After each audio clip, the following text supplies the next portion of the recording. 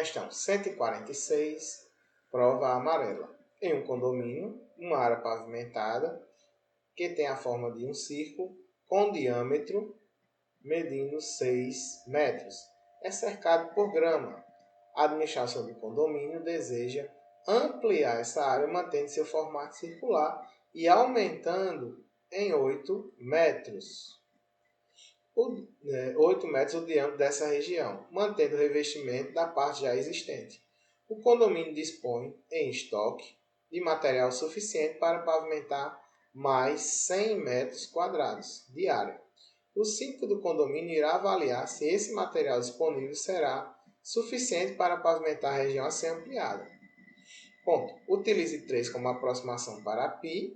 A conclusão correta que o síndico deverá chegar, considerando a nova área a ser pavimentada, é de que o material disponível em estoque A será suficiente, será insuficiente e qual a metragem. Então, primeiro a gente entender que o diâmetro é 6 metros inicial, ou seja, o raio, vamos colocar diâmetro 1, raio 1, o raio 1 é 3 metros. Quem é a área do círculo? A área do círculo é πr ao quadrado. Então, essa área 1, que é essa área inicial, nós vamos ficar com quem?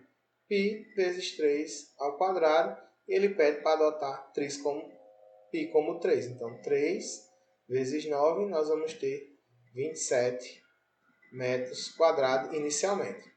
Depois, vamos chamar de diâmetro 2, ele diz que aumentando em 8, não quer dizer que vai ser 8. Ele está aumentando 8 unidades, ou seja, 6 mais 8. Então, o novo diâmetro será 14 metros, o que implica que esse raio agora será de 7 metros.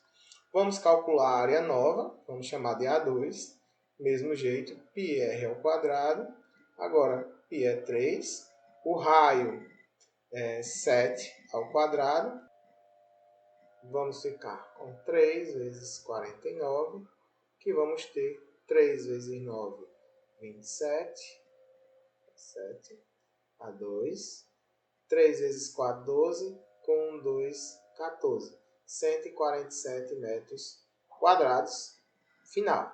Só que nós temos que retirar o inicial, ou seja, 147 menos 27, nós vamos ficar com quanto final? 120 metros quadrados. E aí a gente vai olhar. E aí a gente vai ter que olhar as respostas que se encaixam. A gente perceber na letra E, não será suficiente, pois a nova área da região a ser pavimentada mede 120 metros quadrados. Porque 27 nós já tínhamos inicialmente. Então, letra E. Questão de áreas. Mais uma questão.